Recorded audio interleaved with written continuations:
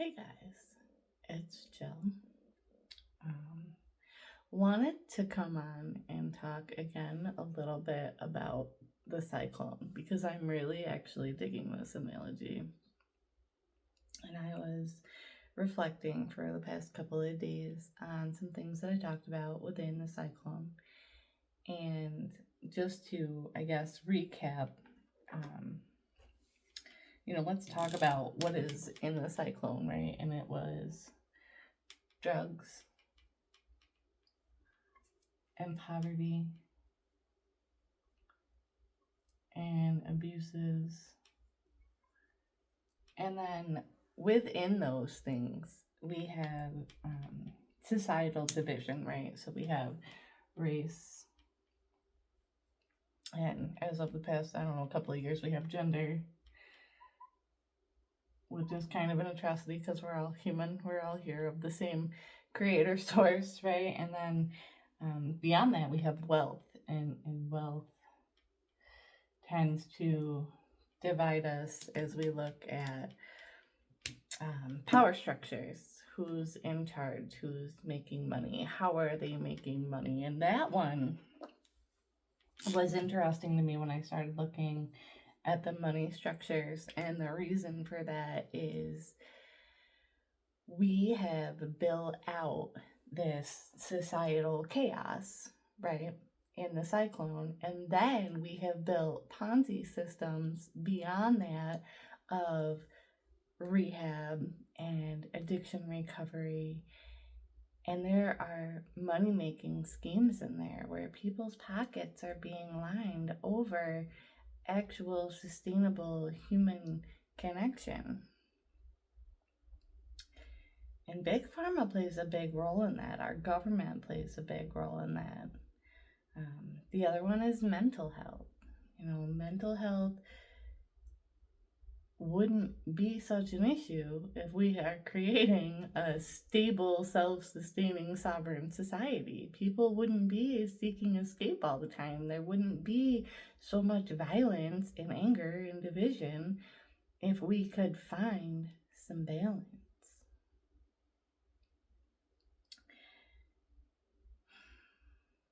Understanding mindfulness and how to self-regulate isn't taught, and that's by design. Okay, when we go to school and we're told, well, we're going to learn these subjects and we're going to learn how to do these things, and we're not going to give you an out and any choice on what you want to do until you're 14, 15 years old, we're basically creating little robots, and we've normalized that.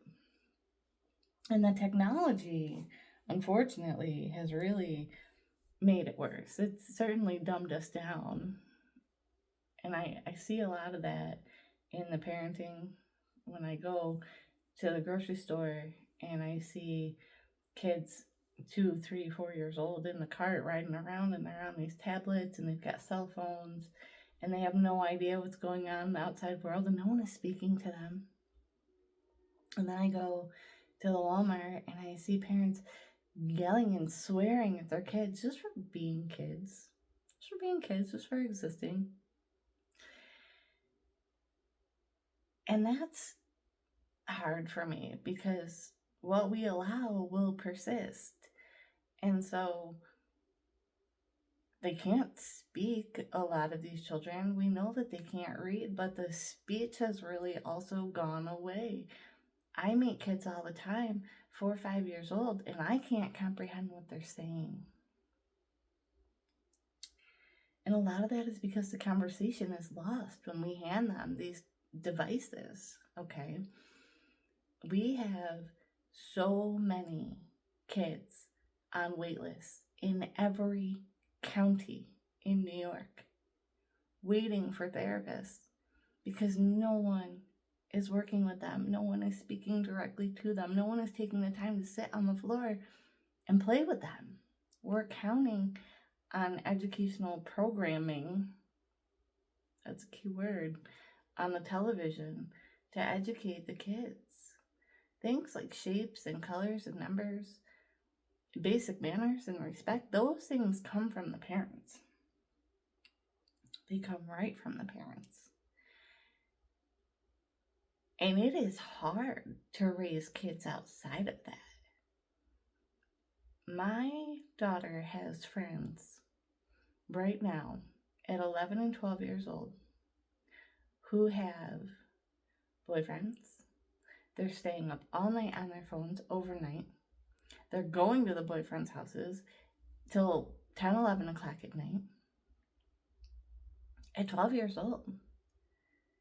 And I don't want to sound like the old mom here, but what are we doing? These kids have very few boundaries. Most of them think that they're going to become YouTube or TikTok famous, right? And it takes money to make money, guys. And I hate to say that. There are very few stories where, you get lucky and you strike it big, okay? And if you do and you get that 15 minutes of fame, you have to be able to make that sustainable. And we're not teaching kids that either. And some of the content that they're creating is insane. And some of the things that they're sharing are just atrocious. But we can take that back to the 3, 4, 5-year-olds because we're in the preschool rooms and the kindergarten rooms going, oh, this one's dating this one and this one's dating that one. You cannot teach them that they need to have partnerships, romantic partnerships at a young age and not expect them to confuse intimacy as love and love as intimacy. Those things are not the same. And when we look at all of this chaos here in the toxic cycles, okay, they just repeat and repeat and repeat. And these little kids, the 3, 4, 5-year-olds who are being, sworn at in the store, who are being yelled at for existing, who are being ignored, are being, and this one is terrifying. Are you ready for it? They're being medicated. We are medicating kids for behaviors. And we're calling it a spectrum disorder or a behavior disorder. And really, it's not. It's a lack of attention. It's a lack of understanding. It's a lack of when kids act out and are angry and they're yelling, we need to be responding in kind. And when adults can't do that because they're not balanced enough within themselves, then we're just creating more of this toxic structure, right? And those things are going to lead to the drugs and the poverty and the abuses, and we know this. We seem to have taken away innate wisdom. We have normalized alcohol use.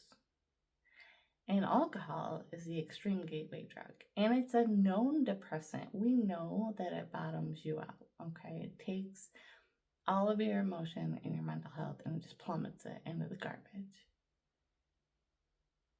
But it's all over the TV. It's everywhere you look. There's bars on every corner. And then we expect them to take all of this dysregulation and lack of emotional intelligence and turn it into something positive when they get loaded. Well, why would drug culture not be a thing when you're medicating them at 3 and 4 years old? And then you're feeding them Mountain Dew. And then they go from the Mountain Dew and the Pepsi to the energy drinks. And then they go from the energy drinks to the coffee. And eventually, what happens? The high runs out, right? So then they start looking for something else. But the thing is that there's always a choice. They always have a choice. And we need to get back to that because it's just the truth of it. The truth is you always have a choice. So no matter how high you want to get or what you're seeking to find, whatever you put in your body, whether it's, media that you're seeing, whether it's something you're ingesting or you're inhaling or you're injecting with a needle into your body, you're making a choice. And I don't know why we want to normalize that it's just an addictive behavior. There are more NA and AA meetings in the United States per year than there are in any other country. That is a fact.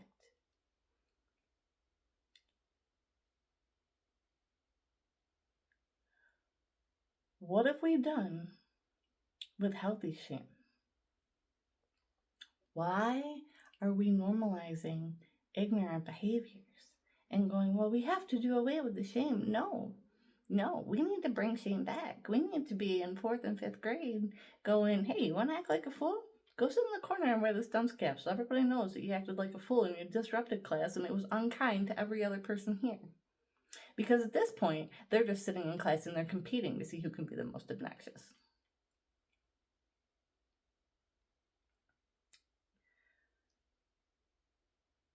There is no personal accountability when we go, well, it just is what it is. It's not working, my friends. It's not working for anyone. The kids aren't learning. They can't read. They can't speak. They're living in toxic mess. And again, when we talked about this last week, the cyclone is just sucking more of them in because you have kids who aren't living in this chaos being drawn in because they're so outnumbered. And that's a hard thing to say. But I went to Buffalo a couple of months ago and I really looked at neighborhoods that used to be thriving. And I looked at poverty rates, especially Niagara Falls area. That is really just not in a good way right now. Syracuse is drowning. And I actually had that conversation with a woman who was a bus driver for the district for years, just a few weeks ago. And she said, I'm really watching us just fall into poverty and chaos. And I said, I know. And it's everywhere. And unfortunately, it's by design because the cyclone is just sucking them in. And it's becoming harder and harder to sustain with poverty wage jobs and garbage insurances. The wealthy are being protected, and the majority of people are failing. And it doesn't have to be in every area. You know, maybe you have a stable home. I have a stable home.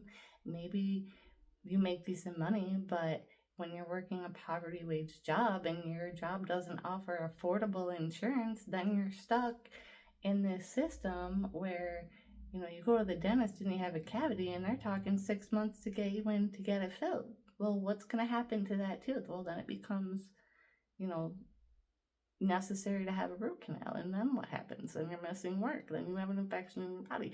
None of these things are healthy. These are cyclical games that we are playing. It is crazy times out here right now.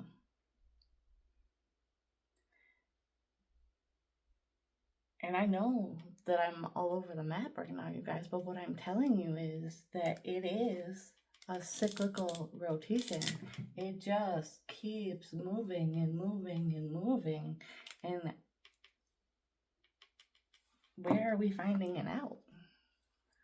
Well, education has our kids 6 hours a day. So when I say we need to reform education, I'm not kidding, but we also need to be educating the parents, because parents who don't know how to educate their kids, the parents who are handing the kids these devices, parents who didn't have parents who were nurturing, don't know how to parent. They don't know how to teach their kids numbers and colors or to be patient with them because they've never had that. And some of them, maybe, okay. I attribute a lot of my patience, my whimsy, my guidance to the fact that I had to learn on the fly. My grandparents were generational alcoholics. My dad is a generational alcoholic. My mother married into violence and chaos because it was what she had known. So when I became the eldest granddaughter at 6 years old, I had to understand that we were going to be left to ourselves, and I was now going to have to be the caretaker. If that meant making bottles, changing diapers, getting snacks. I became the eldest daughter at 9 years old. Eldest daughters do become the second parent, and it is up to them to thrive or to fail. And it's a very fine line, and I know that it is an extremely fine line. And most kids are not making it out. I had a conversation today about higher education. 20 years ago, when I went to college, I got a better education, probably exponentially a better education than I got 5 years ago at a highly reputable school, because education has failed us to the point where we had to dumb down higher education. And what terrifies me is that we all think that we can fix it with more education, right?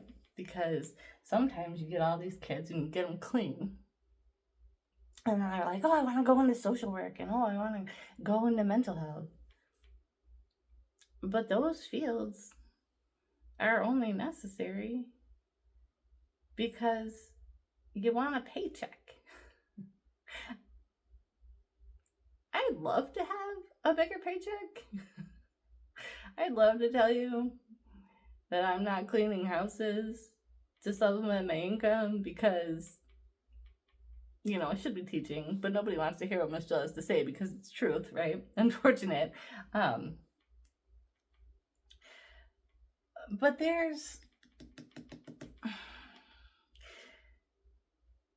this piece that we're missing, where if we were actually communing in social places, that we wouldn't have a mental health crisis, and then those jobs would essentially go away. That is a crisis that we built ourselves, and it is sustaining because there's jobs in it. People who want to understand social work, but they're so misguided because there's so much red tape in the government. Okay, when we were told that we couldn't have a daycare because the lines of need, the arbitrary lines of need in our community wouldn't allow us to open a daycare there, we got to come back to our innate intelligence. We have to come back to humanity and say, no, look, we know that our entire city, our entire county is in a daycare crisis. And this is the center of our town. So if we want to put 100 kids in there, and we want to hire 10 to 20 people to watch them, then that's what we're going to do. But our government won't allow that? Why do you think that is? Why do you think that all of our private daycares and our private preschools have gone away? There are very few left, and the ones that are left are not thriving, and I promise you that. Hell, even the government-funded ones aren't thriving. But Head Start,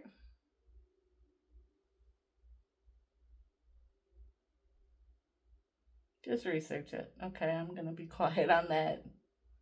But there is a reason that we are so restricted by government red tape and everything that we want to do that brings community. It is also the reason that we fell into this little medicalized weaponry game in 2020. And it was highly effective. Because when I am telling you that the 3, 4, 5-year-olds cannot speak,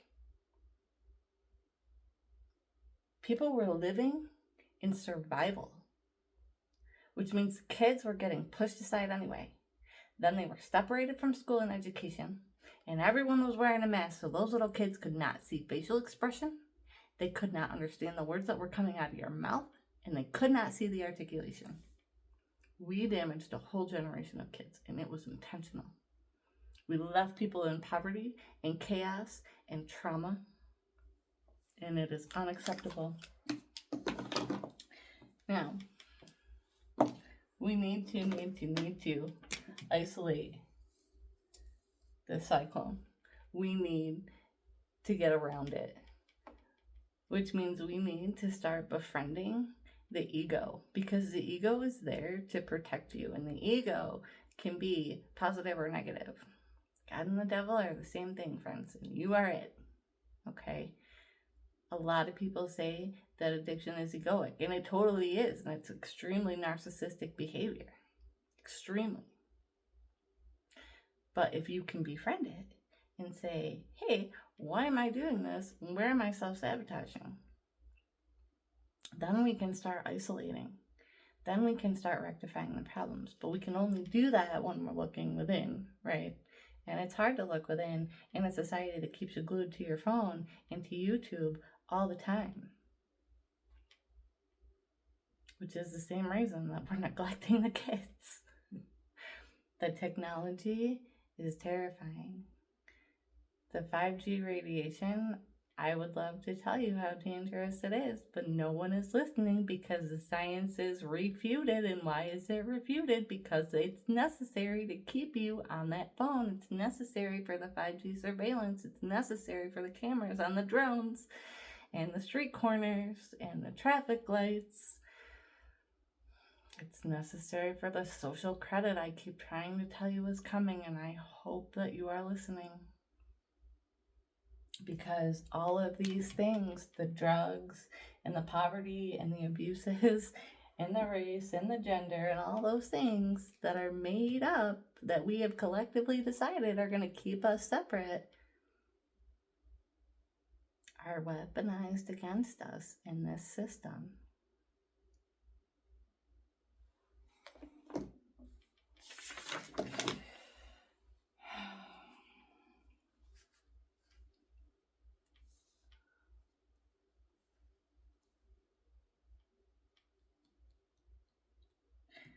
A lot of things that are moving around us are just false institutions. Our actual community and our humanity starts with us. And I'm really being shown that lately. And it's been very, very difficult. As a matter of fact, it has left me wanting to end my life. If you follow my blog, you know that a few months ago I was spiritually betrayed. My whole heart is broken. Ego structures, this cyclone of nonsense, toxic chaos, toxic family, stole from me. And I am working on recovering it. But it's hard because, when I said I want a family and I want partnership and I wanted a baby, I was told I don't have to do those things because I'm not out here procreating. I'm going to do what I want. And as quickly as karma turned around, the very next person that he was with got pregnant. And the ego sent me a message and said, hey, guess what I did? Just rub it in my face. And I was like, you know what? I already knew because spiritually I felt it. And it tore me apart. So this is not sustainable because we can't just be out here continuously victimizing one another. It's unfair. But all these people that are out here on the healthy side of society that are trying to change the system, we don't stand a chance when we're normalizing the drug use by medicating the children. How do you not expect them to grow up to be drug addicts when you've been feeding them drugs since they were 3 and 4 years old? How do you not expect them to be generational alcoholics when it's all that they've ever known? And when there's so much government control and red tape, the only thing that they're doing is fighting against the control. They want to be free, so they cage themselves with the drugs. Wild, you guys. Wild. Devastating. And wild. And it's decimating our society. And very soon, especially if you see big tariffs come down on things from outside the country and you see a move for massive deportation of illegal aliens, society could shift very quickly. When people are living and they feel caged and trapped in violence and poverty, we're going to see increases in things like gun violence. We're already seeing an increase in unwanted pregnancies. We don't need a depopulation agenda. We need a sovereign, I wasn't dating someone in the 5th grade agenda.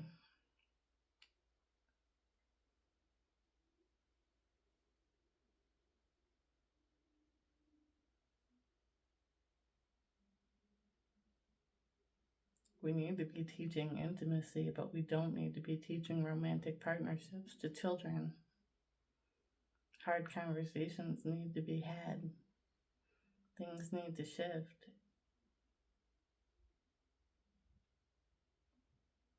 I don't know. I've said it before. Help, uncle? I don't know. Because I come home from the grocery store and I cry. I have conversations with these kids and I just sit and I cry.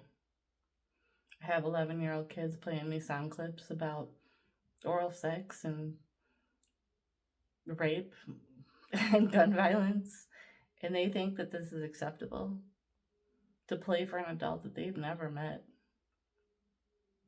If that's not a cry for help, I don't know what is.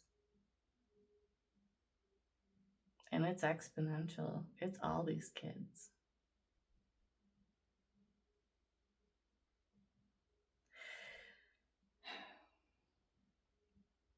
All right. That's a lot. And it's been almost half an hour. The original Cyclone video on YouTube was taken down because I mentioned the spectrum and the jabs. So I'm going to see if I can edit that video and get it back up. But if you watched the first one, hopefully you're going to tune in for the second one. I love you guys, and I'll talk to you later.